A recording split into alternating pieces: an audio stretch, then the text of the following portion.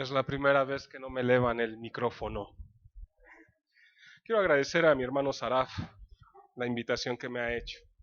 Es un privilegio estar entre ustedes. Es un placer. Siempre para mí ha sido un placer compartir la palabra del Señor. Quisiera que abriéramos nuestras Biblias en Lucas capítulo 23. En su boletín dice 10, 13. Creo que me equivoqué yo al mandarle el mensaje al hermano, pero es Lucas 9, 23.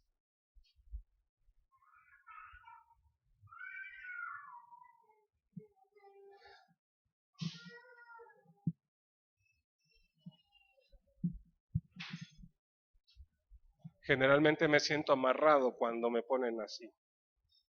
Gracias. Al rato te lo regreso, no te apures. Lucas 9:23 lo vamos a leer de la siguiente forma. Yo leo la primera vez y ustedes todos juntos lo van a leer. Dice así la palabra de nuestro Señor.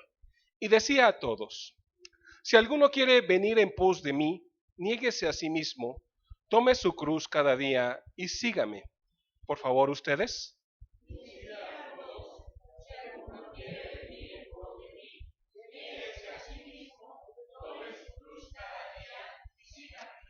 Cuando estaba pensando en el sermón de este día, estaba buscando la ilustración más adecuada para poderles decir, empezar este sermón. Y me pidieron como 20 ilustraciones, pero tiene que ver más bien cómo estamos viviendo actualmente. ¿Cómo es el mundo actual?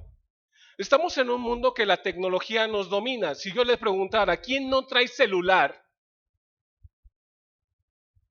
Que levante su mano quien no trae celular. Mi hermana, ay, gracias a Dios. Y los niños también. Hermano, ¿por qué no trae celular? Lo dejó en su casa.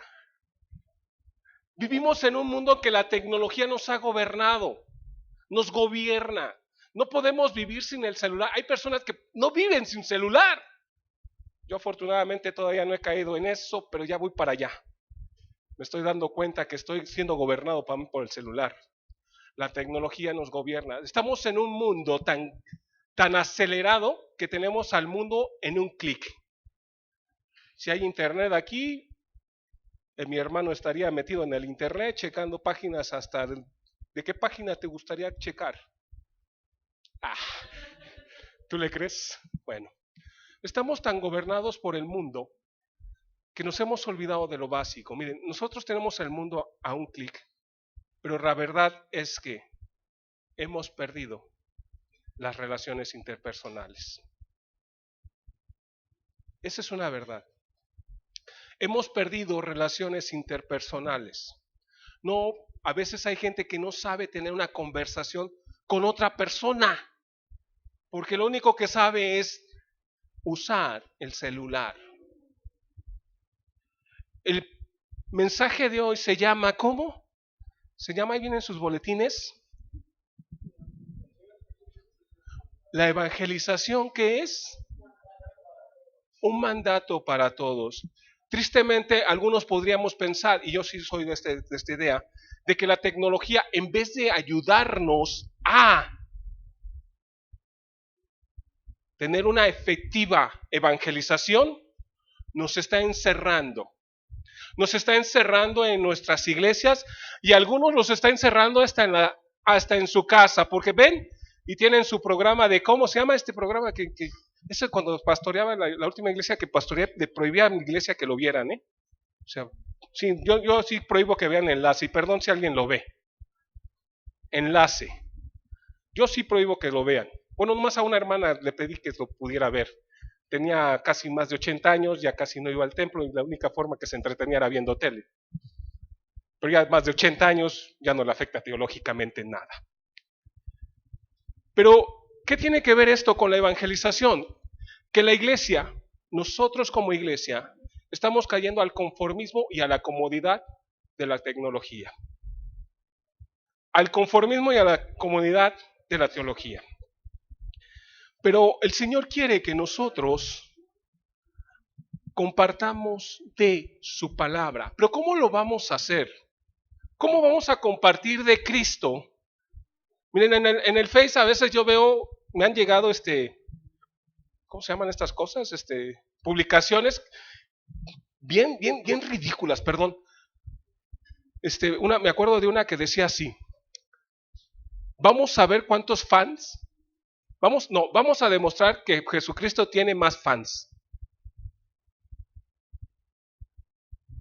Yo que se le contesto al que me lo mandó: ¿sabes qué? Jesucristo no quiere fans, quiere discípulos.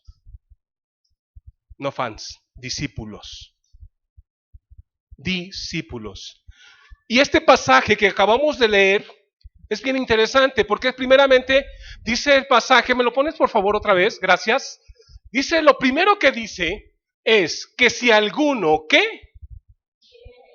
Si alguno, ¿qué quiere decir esta frase? Y decía a todos, fíjense, a todos, si alguno de ustedes quiere venir en pos de mí. Fíjate, Jesucristo no te obliga a seguirlo. Y es lo que me encanta a mí de Dios, de Jesucristo. No me obliga a seguirlo. No es una obligación seguir a Jesucristo. Y cuando estoy compartiendo del Evangelio, yo no me preocupo, fíjate, yo no me preocupo si la persona acepta o no acepta. No es mi trabajo que acepte. Porque la invitación dice, si alguno, ¿qué indica eso? ¿Qué indica esta expresión? Si alguno, libre albedrío. Tú eres libre. Eres libre. ¿De qué? De seguir a Jesús. No es una obligación, es tu libertad. Dios te da esa oportunidad de que ejerzas tu libertad, siguiéndolo. Pero hay una responsabilidad. ¿Qué dice? Si vienes a Cristo, ¿qué tienes que hacer? Negarte a ti mismo. ¿Cómo duele negarse a uno mismo? O sea, es bien complicado eso.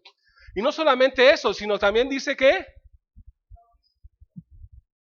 tome su cruz. Fíjense que hemos malentendido tomar la cruz. Todavía muchos de nosotros tenemos el concepto católico, apostólico, romano de tomar la cruz.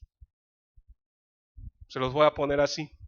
Si la hermana tiene problemas con su esposo que es alcohólico, ¿qué dicen? Es su cruz. No, ese no es su cruz. ¿Es su qué? Ese es su borracho. Y esa es la verdad. Si el hermano tiene problemas con su esposa porque le encanta el chisme, ¿qué dice el esposo? ¿Esa es mi qué? Es mi cruz. No, no es su cruz. Es su periódico mural. Y eso es cierto. Hemos malentendido el concepto cruz. Yo cuando pienso en la cruz, yo sí pienso en esa cruz que cargó Jesucristo, que pesaba 50 kilos, por más de 5 kilómetros, en donde derramó toda su sangre. Ese elemento de tortura. Yo sí creo en ese elemento de tortura. Y yo creo que el Señor me está diciendo, tú tienes que tomar tu cruz. ¿Y qué cosa dice? Sígame. O sea, si decides seguir, tienes que negarte, tomar tu cruz. Y me encanta la última frase que dice, ¿cuándo? Cada día. Y esta siempre me hace pensar en los alcohólicos anónimos.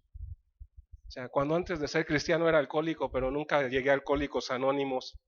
Él no me conoció en esa etapa. Qué bueno que no, amigo. Hubiéramos sido buenos borrachos. El alcohólico dice, solo por hoy, ¿qué cosa? No voy a tomar. Y así duran 40, 60, 80 años sin qué, sin tomar. Creemos que ya la hicimos, decía el hermano, creemos que ya la hicimos. Creemos que eso no nos va a pasar. Creemos que somos inmunes. Tenemos que tomar la decisión de seguir a Jesús cada día. Y cuando tomamos esta responsabilidad, nosotros tenemos que aprender a obedecer. ¿Qué nos manda el Señor? Hay muchas cosas que podríamos decir que nos manda el Señor. Pero yo he encontrado el centro, para mí el centro se encuentra en 3 pasajes. precisamente en 3 pasajes. Mateo 28, del 19 al 20. ¿Sí saben de qué habla ese pasaje así rápidamente? ¿Alguien que me lo diga en 3 patines? ¿Mande? ¿La gran qué? La gran omisión, sí, cierto, la gran omisión. ¿Perdón? Ah, comisión, no omisión.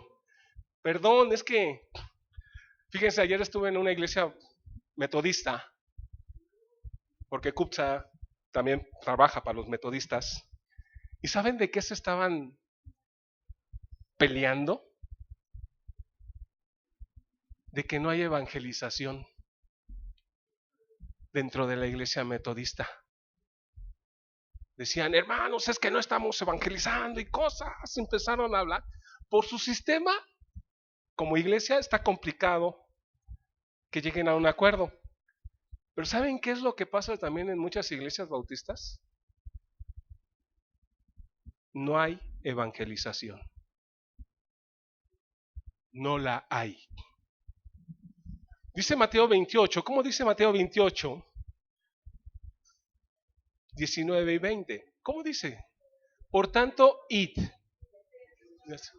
todas las naciones, dándolos en el nombre del Padre, del Hijo y del Espíritu Santo. Dándoles que guarden todas las cosas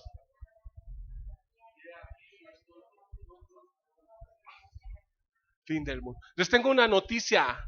Los apóstoles y a todos los que recibieron ese mensaje no lo obedecieron. No lo obedecieron. Jesús les dice, por tanto, id, vayan. Les da las órdenes y que se tenían que reunir en Jerusalén, tenían que estar ahí para recibir ¿qué? Capítulo Hechos 1:8 dice, y recibiréis poder cuando descienda el Espíritu Santo, cuando descienda sobre vosotros el Espíritu Santo, y recibiréis poder y me seréis testigos en Jerusalén, Judea, Samaria y hasta lo último de la tierra. Los primeros cristianos no obedecieron ese mandato. Sí, me digo, eso es verdad, no lo obedecieron. No te me quedes así como diciendo, ¿y este hereje que me está enseñando? Por eso leemos, alguien que me lea Hechos 8:1.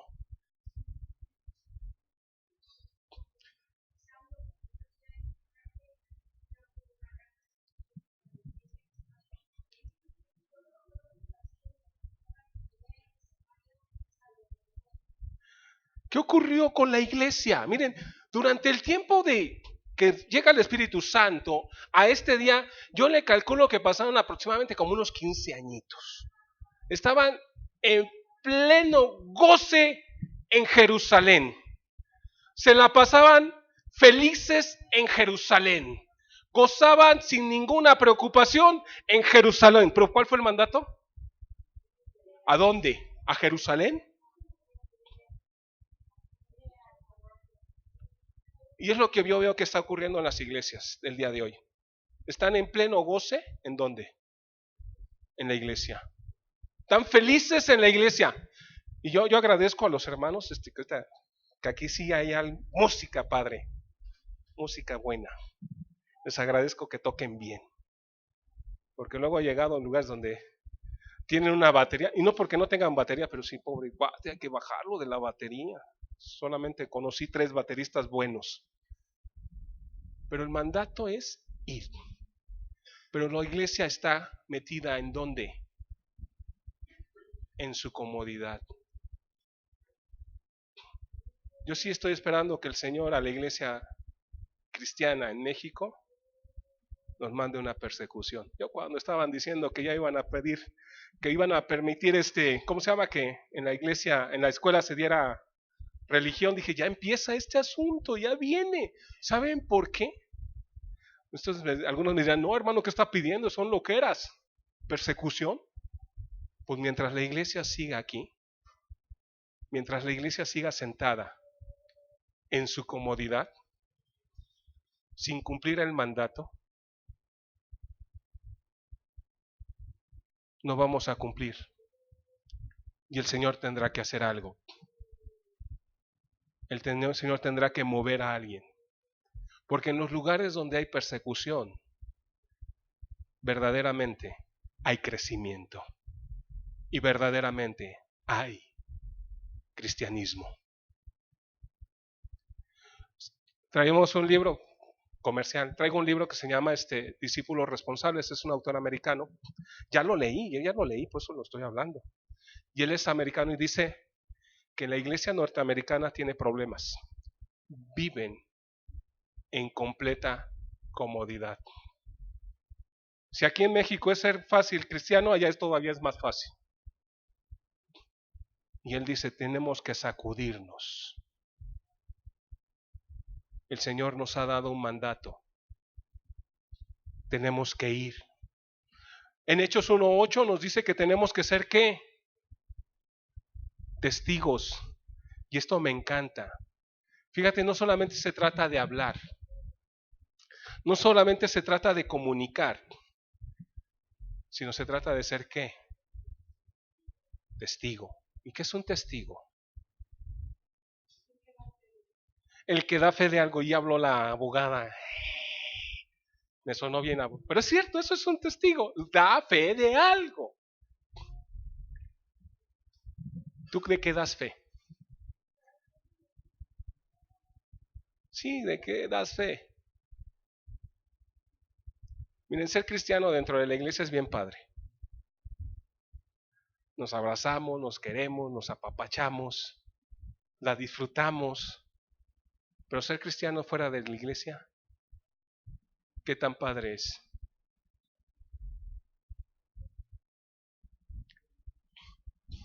¿Cuántos quieres que sean testigos, que sean cristianos? Yo siempre me pongo a pensar, bueno, si soy testigo, tengo que mostrar quién soy. Tengo que demostrar quién soy. Y la pregunta es, ¿quién eres tú para ser testigo? Dice el mandato, id. Y algunos lo hemos malentendido porque como es un imperativo, es una orden, dice, pues tenemos que ir a las naciones, tenemos que ir lejos.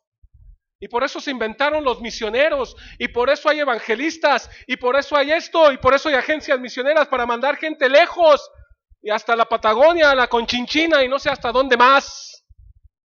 Que se vayan los misioneros. Al fin y al cabo, eso es lo que Dios quiere para ellos, ¿verdad? ¿A poco no? ¿A poco no Dios quiere mandar misioneros? ¿Sí o no? ¿Y de dónde los pesca Dios? O sea, ¿de dónde agarra misioneros Dios? ¿Te has puesto a pensar? ¿De dónde los agarra? De las iglesias. Pero más de las que de las iglesias de aquellos que están dispuestos a ir. Una persona que decide irse de misionera no es una persona que de repente le dice, ay, yo creo que mi Señor me está llamando. ¿A qué país te gusta? ¿Qué país te gusta? A China. Yo creo que el Señor me está llamando a China y me voy a China. Pero en su casa, o sea, en su iglesia no ha hecho nada. ¿Qué va a hacer allá? Lo mismo que en su casa. Nada. Id a las naciones. En Hechos 1:8 nos dice que tenemos que, ¿qué cosa? Que ser testigos. Entonces esto de evangelizar es ser enviados.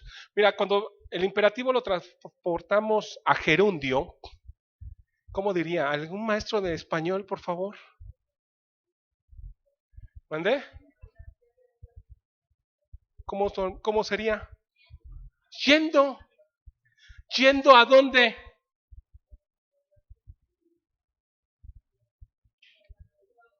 ¿Yendo a dónde? Yendo a trabajar. Vas a ser discípulos. Yendo al mercado. Vas a ser discípulos. Yendo a las tortillas. Vas a ser discípulos. ¿Alguno le gusta el fútbol? A ver, allá hermano, yo vi que levantaron una mano de por ahí. Yendo vas al partido de fútbol, tienes que hacer ¿qué? Discípulos. ¿Saben cuál es nuestro problema? Que creemos que nosotros Hay cosas que nada tienen que ver con Cristo de nuestra vida. Creemos que hay cosas que eso es secular. Y hasta algunos hermanos hablan y dicen, hermano, ore por mi vida espiritual. ¿Y mi vida qué? Secular. Yo cuando me dicen eso, pues, qué padre, tienes un chorro de vidas. Un cristiano tiene una vida espiritual con actividades seculares. Entonces, todo lo que tú hagas, todo. Si eres banquero, hasta eso. Si eres político, hasta eso es espiritual. Pero muchas veces saliendo de este lugar, saliendo de la iglesia, llegando a enfrentarte todos los días con el mundo, tú piensas, ¿esto que estoy haciendo qué? Nada tiene que ver con Dios.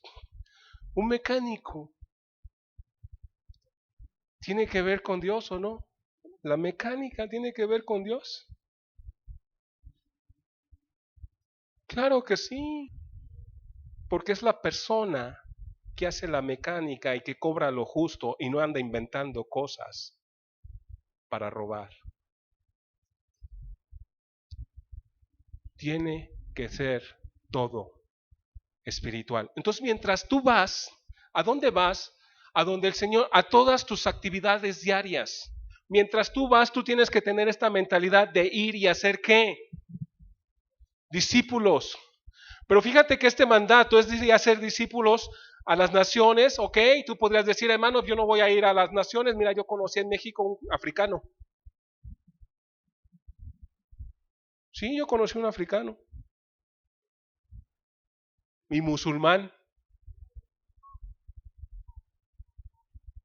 No tuve que ir hasta África para conocer a un africano musulmán. Y si tú haces un análisis de la gente que te rodea, mucha de esa gente no es de este país. El parque libanés, ¿por qué se llama parque libanés? Porque ahí están los libaneses, ¿o no? Polanco, ¿está lleno de qué? El barrio chino en México, la comida china que tanto te gusta y que a veces ni siquiera son chinos, a veces son cantoneses, coreanos y no sé de dónde. No necesitas ir a las naciones, pero sí tienes que evangelizar. Entonces se trata de ser enviado, se trata de ser testigo, se trata de dar un mensaje, se trata de hacer discípulos. Fíjense que este es un detalle. A veces mucha gente, muchos de los hermanos llegan y dicen al pastor, pastor, mire, aquí le traigo a mi vecino. ¿Para qué te lo traen? ¿No te han traído a su vecino? Qué bueno.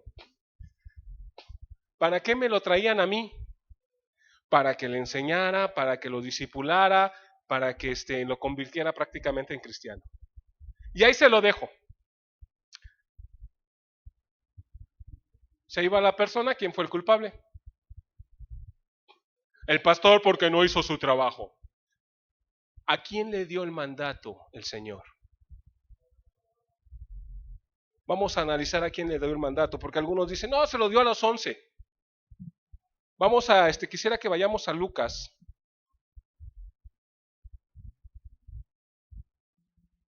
...24, 48 y 49.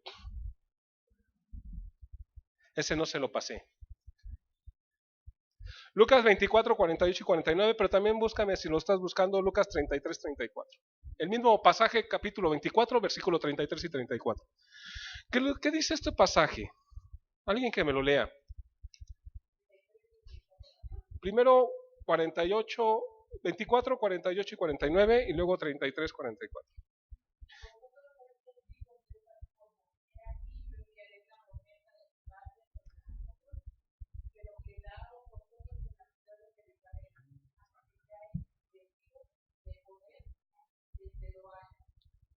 Fíjense, quédense en Jerusalén hasta que sean embestidos. Eso ocurrió en Hechos, en el capítulo 2 de Hechos. Pero a partir de ahí, que tenían que salir, irse. Pero dice, seréis testigos. ¿A quién le dijo esas palabras? A sus discípulos. Y así, por favor, el pasaje de 33 y 34. Quisiera que algún niño así valiente, a ver, ¿hay niños valientes? ¿O son cobardones? Les tiemblan las patitas. ¿Algún niño valiente? ¿Tú eres valiente? ¿Entonces vas a leer el pasaje que está allí? A ver. Léelo fuerte, mira, ten. Ese pasaje. Lee lo que está ahí. A ver. Uy, aquí este sí es valiente. Este no sabe qué va a hacer, pero es valiente. Y levantando en misma hora, volvieron a Jerusalén y hallaron a los 11 reunidos y a los que estaban con ellos, que decían: ha resucitado el Señor verdaderamente, y apareciendo a sí mismo, a Simón. Gracias, gracias. Como él quiere gente del Señor, ¿eh? No sabe a dónde va, no sabe qué va a hacer, pero él sabe que tiene que obedecer. Fíjense que dice que se le apareció a los ¿cuántos? ¿Y a quién más? O sea, llegaron, les dijeron, verdaderamente ha resucitado el Señor, y se lo dicen a los 11 y a quién más. A los que estaban con ellos. Y según yo entiendo, son 120 discípulos que había en ese momento. El mandato es para todos. No es exclusivo para algunos miembros selectos de Dios. No es exclusivo para los pastores, no es exclusivo para los misioneros, no es exclusivo para los evangelistas. Es un mandato que todos tenemos que cumplir. Obedecer. ¿Te acuerdas cómo decía el primer pasaje? Si alguno quiere venir en pos de mí, niéguese a sí mismo, tome su cruz y sígame cada día. Y aquí es donde yo empiezo a tener complicaciones. Si no estoy obedeciendo el mandato del Señor, ¿cómo me digo a mí mismo cristiano?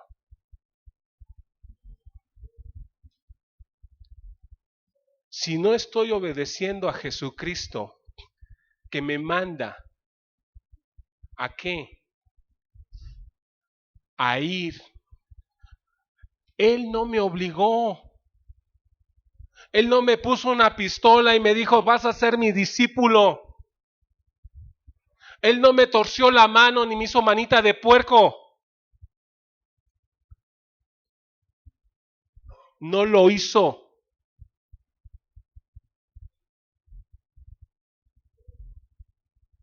¿Qué tengo que hacer? Yo tomé esa decisión, yo le dije que sí a Jesucristo, yo dije sí Señor, te obedezco, yo le dije sí Señor, te acepto como mi único y verdadero Salvador. Sí Señor.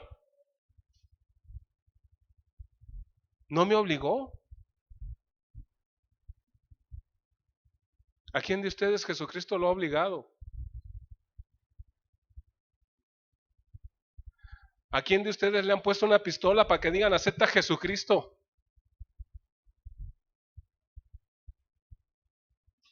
Quizás algunos jóvenes digan, hermano, pues tráeme a la fuerza a mis papás. Pues bueno, aguántate un rato. Pero si te quieres ir, mira, perdón, ahí nos vemos y te veré desde el cielo y tú estarás en el infierno. Punto. Y las mamás, pues, alguna mamá me va a aventar una guacatas, un jitomatas por andar diciendo eso, pero eso es la verdad. ¿A quién de ustedes se le obligó a seguir a Jesucristo?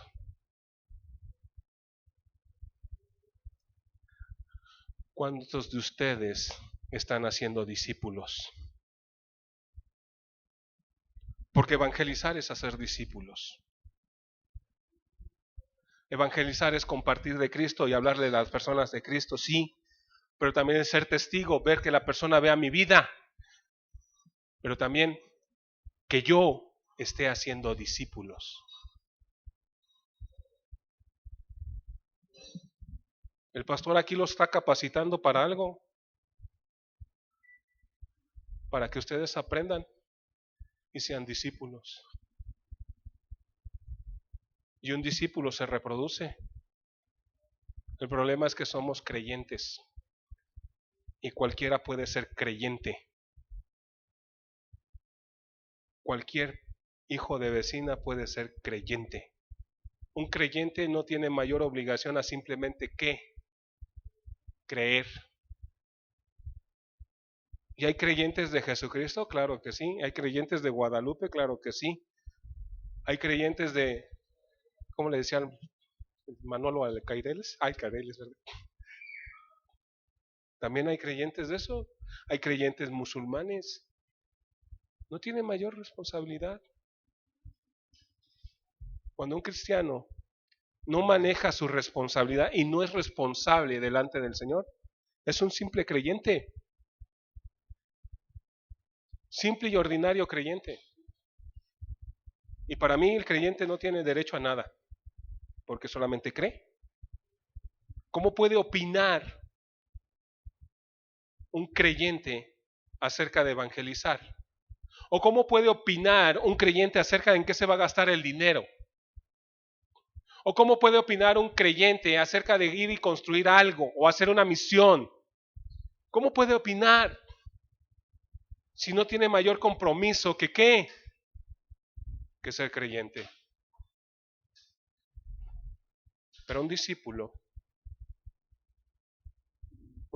merece todo, hasta morir por su Señor. Un creyente no merece morir por Cristo. ¿Lo has pensado? ¿Morir por Cristo? ¿Cómo decía que si alguno viene en pos de mí, niéguese, tome su cruz? ¿Cuánto? ¿Y qué es la cruz? ¿Para qué servía la cruz? Para crucificar a la gente. ¿Te has puesto a analizar cómo era el tormento de la cruz? ¿Alguna vez no les has enseñado cuánto se sufría en la cruz? ¿Sí les ha enseñado o no les ha enseñado? ¿Y cuántos saben de eso? Una persona que moría en la cruz tardaba 3 días aproximadamente en morir. Máximo. Los más fuertes hasta 5. Y morían por ahogamiento. La posición de la cruz es de tal forma que el cuerpo te haga caer y eso te cierra las vías respiratorias. Te clavan a la cruz precisamente y te ponen ese como taconcito para que te sustentes, para que te eleves, puedas tomar aire, pero al estar clavado, los clavos desgarran tu piel, te lastiman, te producen mucho dolor. Como no puedes soportar ese dolor, te vuelves a dejar caer. Por 3 días. Ese es el tormento de la cruz. Jesucristo no murió así. Jesucristo muere desangrado. Dio toda su sangre. Por eso cuando le dicen a Pilato, ya está muerto, dice, ¿cómo? ¿Cómo es que ya está muerto? Pues tan pronto, no, pues se me murió antes de tiempo. Porque Jesucristo entregó su sangre por nosotros. Y Él dice que nosotros tenemos que morir en una cruz. Pablo dice, ¿con Cristo estoy qué? ¿Y qué significa eso? Hasta se lo saben de memoria, pero lo han analizado. ¿Qué significa estar juntamente crucificado con Cristo?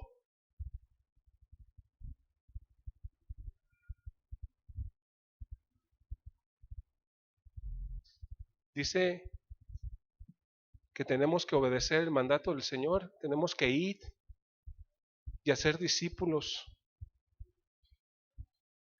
La misión de la iglesia es esa, hacer discípulos. Tenemos que evangelizar, tenemos que enseñar, tenemos que ayudar a los demás. Fíjate, yo estuve en un congreso y conocí a un, ¿cómo se llama? Un luchador. Axel se llama, campeón mundial. Tengo su autógrafo. Espero que cuando vaya por mis cosas a Orizaba me voy a traer su autógrafo. Para que vean que sí lo conocí. Y el hermano, lo estaba entrevistando el hermano Gilberto Gutiérrez Axel, porque así está su iglesia. Y él estaba preguntando varias cosas, y una de las preguntas que le hace es: ¿cómo llegaste a conocer de Jesucristo? Y Axel dice: yo vi a mi primo cómo vivía con su esposa y cómo vivía con sus hijos.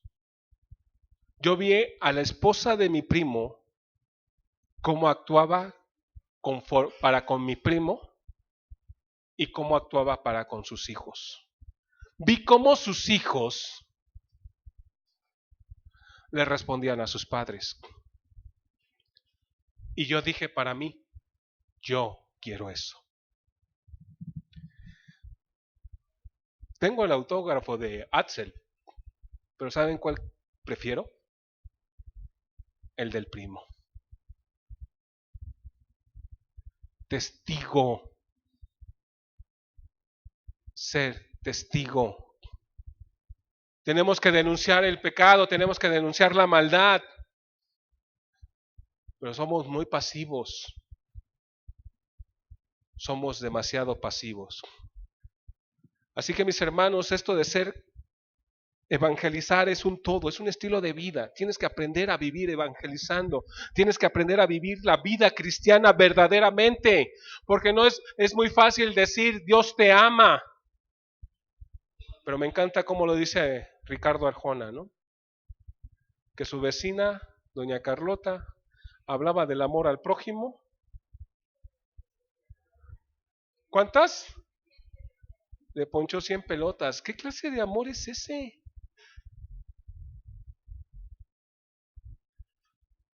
He conocido cristianos que son los ogros de la calle. Sí, son los ogros de la calle.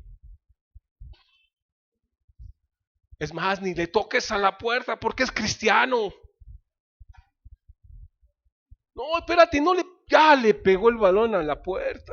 Hijo, sal corriendo. Porque va a salir la hermana y les va a decir: hola, chamacos. Y hasta ahí le dejo. Vivir, ser testigo. Esto de ser cristiano tiene que ver con ser testigo. Y para ser testigo tienes que llevar una vida correcta. Una vida de acuerdo a la voluntad de Dios. Obedeciendo.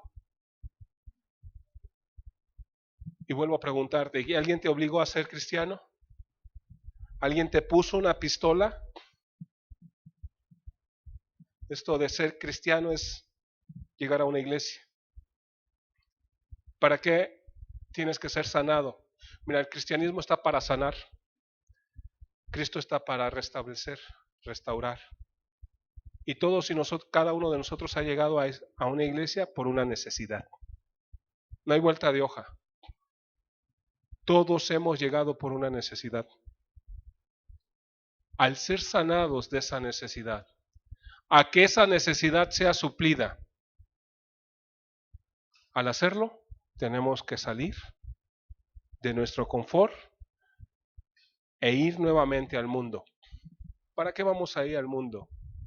Para tomar a aquellos que están sufriendo quizás lo mismo que yo sufrí y llevarlos a una iglesia. Para que ellos sean sanados, para que ellos sean restaurados. ¿Para qué?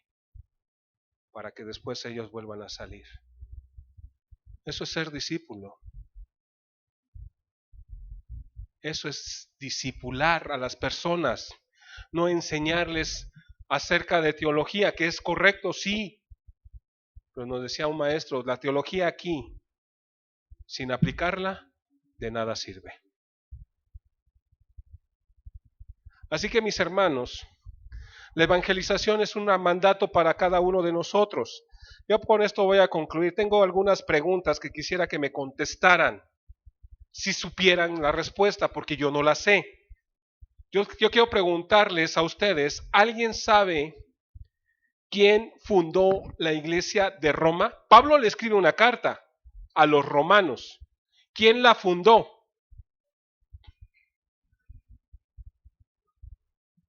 En el Apocalipsis Juan escribe a 7 iglesias. Una de esas es Filadelfia.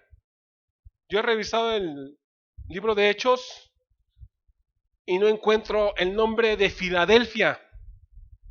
¿Algunos de ustedes saben quién la fundó?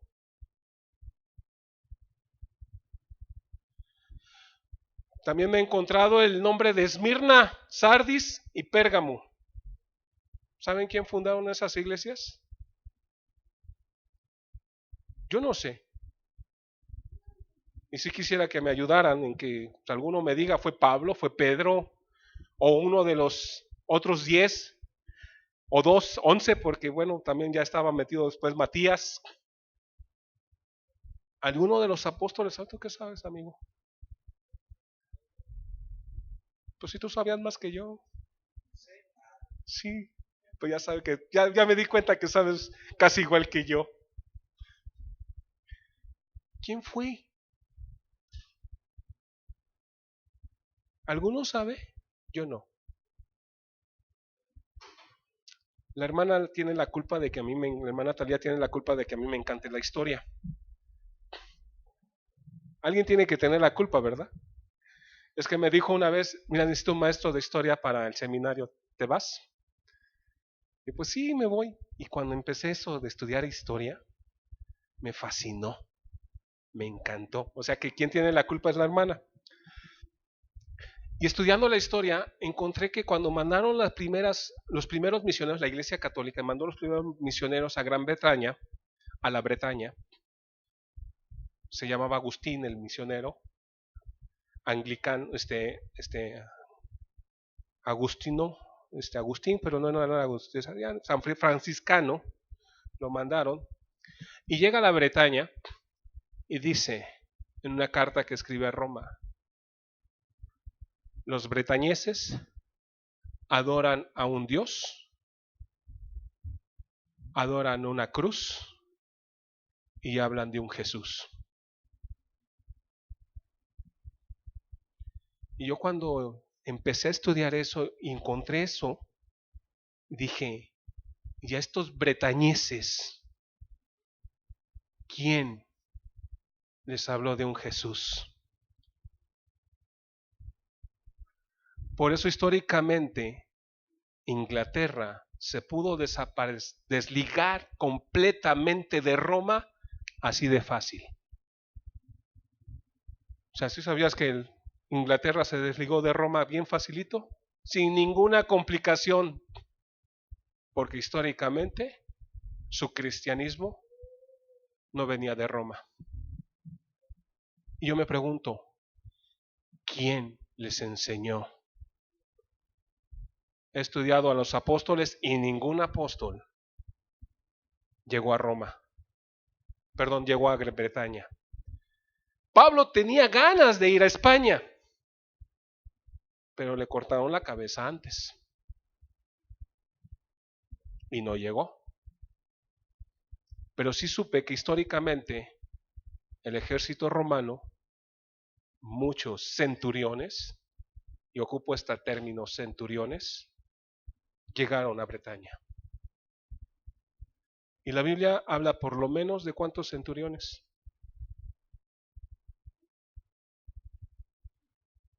Por lo menos de 3. Y habla de más. Uno se llamaba Cornelio, otro no sé cómo se llamaba, pero era, ¿cómo se llama? Oficial del rey, y otro que estaba en la cruz. 3 que tuvieron una relación con Jesucristo. En la evangelización, mis hermanos, es para ti. Para ti. A menos que hayas sido forzado a ser cristiano. Si fuiste forzado a ser cristiano, mi hermano, tú puedes decir, esto no es para mí. Si alguien te puso a ti una pistola en la cabeza, puedes decir, pues el hermano vino a perder su tiempo conmigo porque esto no es para mí. Pero decía Lucas 9:23, ¿cómo decía? Si alguno quiere venir en pos de mí, niéguese a sí mismo, tome su cruz cada día y sígame. Y eso es lo que el Señor demanda de ti. Cierra tus ojos, mi hermano. Padre, venimos delante de ti, venimos delante de tu presencia, primeramente para pedirte perdón, Señor, porque quizás no hemos cumplido el mandato que tú nos has dado. Te pido, Señor, que tú seas el que hable a nuestros corazones, que seas tú, Señor, que nos haga comprender que tú no nos has obligado a seguirte. Pero una vez que hemos tomado esa decisión, manténnos firmes para seguirla y obedecerte a ti cada día, Señor. Te pongo en tus manos la vida de cada uno de los que estamos aquí para poder comprender y entender cuál es el mandato. Porque el mandato es claro, pero a veces nosotros nos hacemos tontos. Así que mi Padre, te pido que tú bendigas a cada uno de los que estamos aquí y nos ayudes, Señor, a ser verdaderamente tus discípulos y ser testigos de tu palabra, viviendo tu palabra. A ti te damos la honra y la gloria, Señor, por los siglos de los siglos. Amén y amén.